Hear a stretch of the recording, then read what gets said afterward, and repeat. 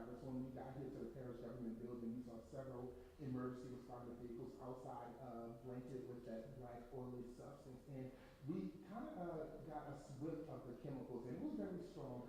But around the area, from what we've seen, it seems like a lot of vehicles are still covered with that. But this morning, people are starting to take action to start the cleanup process. But one question we do have this morning is that health risk, because we don't know what that black oily substance is that came from that plant that was literally raining on people, homes, and streets. So that's one of the questions we have this morning. What is it? Can people touch it? What are officials on? Are they collecting samples this morning? Have they collected samples already and started testing? What's the process going to be like? How long would they know something to determine what that substance is? So again, a lot of questions here. But we have parish government and state police walking in right now. We're going to get right into that press conference, Travis.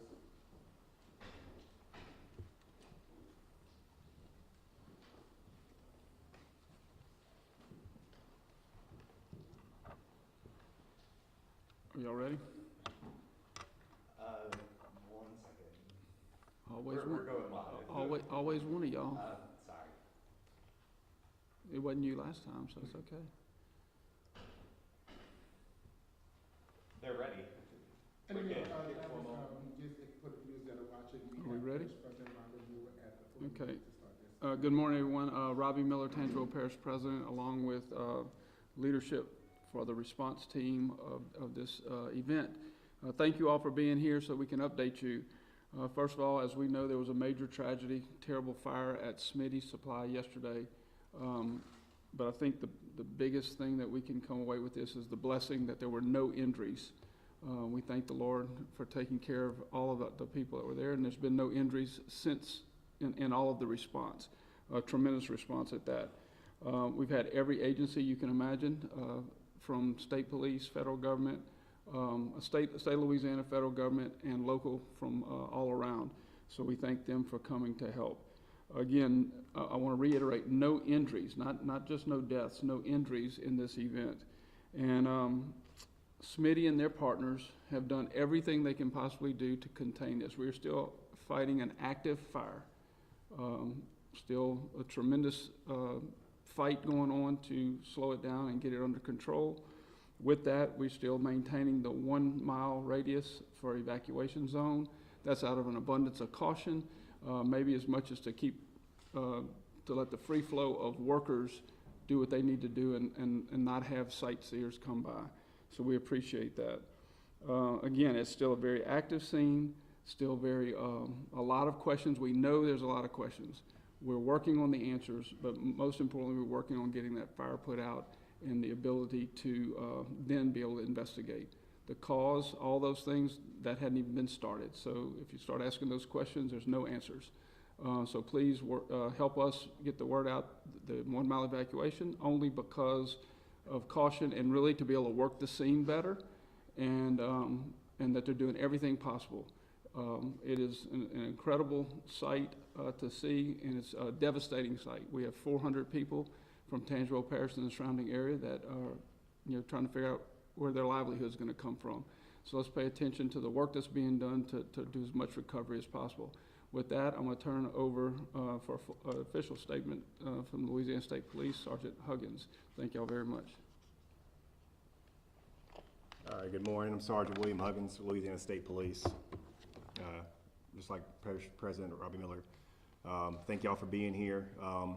But kind of before I get into the official statement on what we have so far, I do want to let y'all know if y'all are going to have very technical type questions, we are probably going to ask you to do that off air. Just so we can get it to the subject matter experts in that specific area, and then we'll be able to get it back to you as soon as can. All right, so overnight there were a number of small explosions that were going to be reported around the incident area. These are consistent on what has been occurring since the start of this incident and do not present any new or heightened concerns at this time. The fire does remain active and crews are continuing to work to contain and suppress it. Multiple agencies are conducting ongoing air monitoring and analysis. Thus far, the readings taken outside the incident area have shown either non-detect levels or results that are well below any actionable thresholds. The EPA has also deployed a special aircraft to conduct additional air monitoring. While their data is still undergoing quality review, their preliminary results are being used to inform operational decisions within the unified command. That said, this remains a very dynamic situation with several unknowns. We are maintaining a cautious approach as conditions continue to evolve.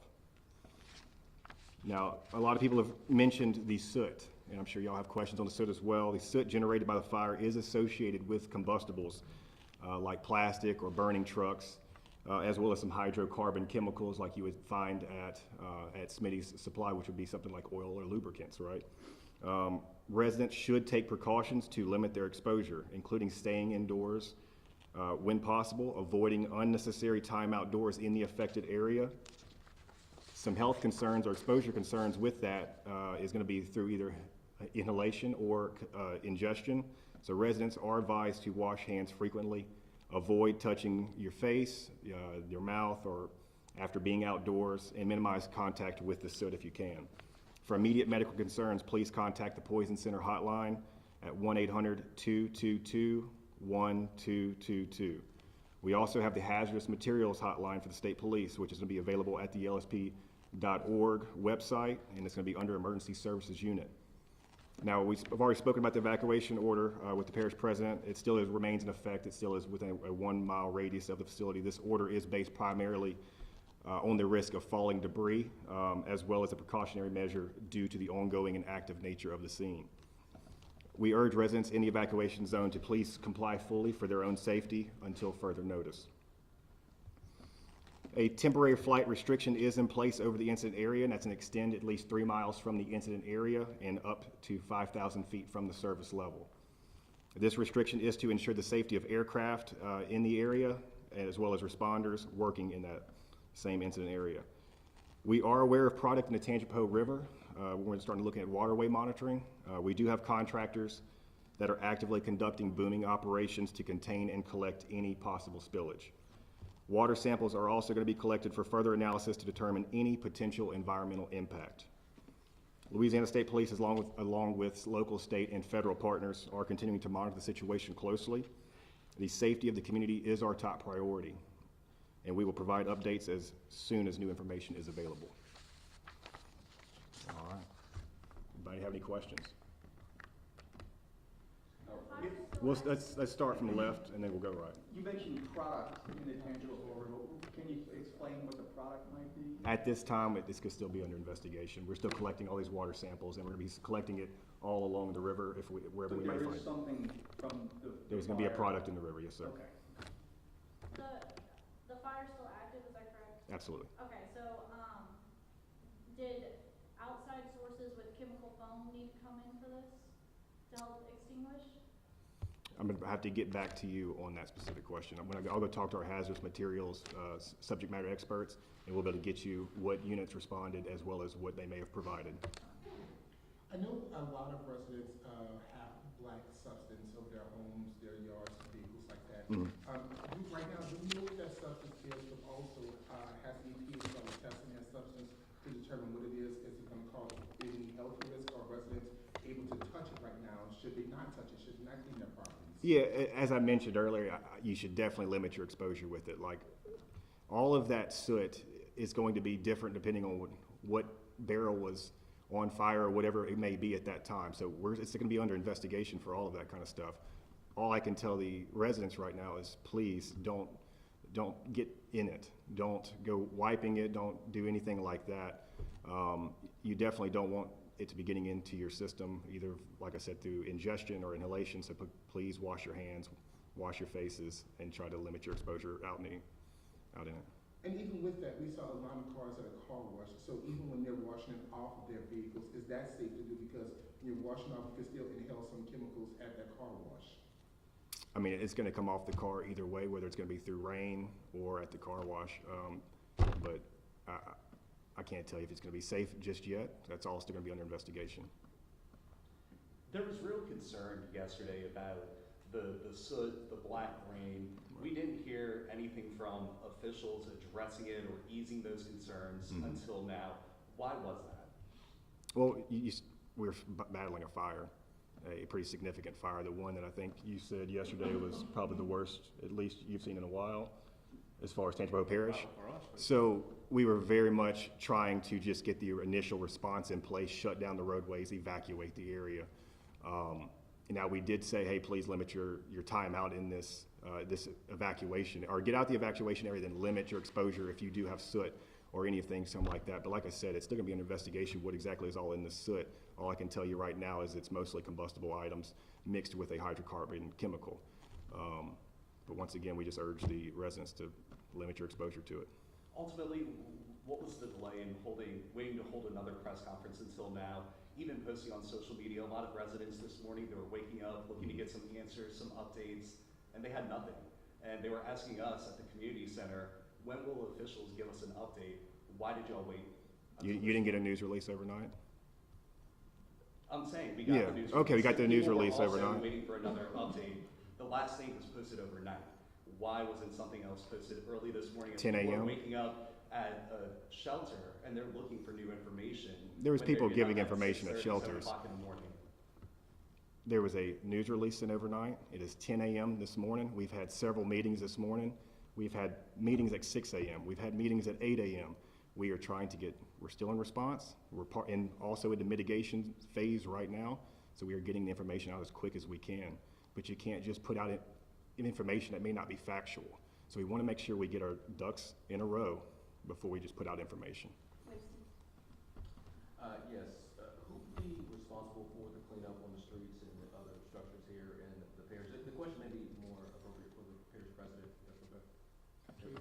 president. I mean, it's going to take a team effort. Like you see, this is a unified command. I do know that the responsible party is developing a claims line for any impact that may be for residents. Hopefully, we'll be able to get you more information on that a little bit later.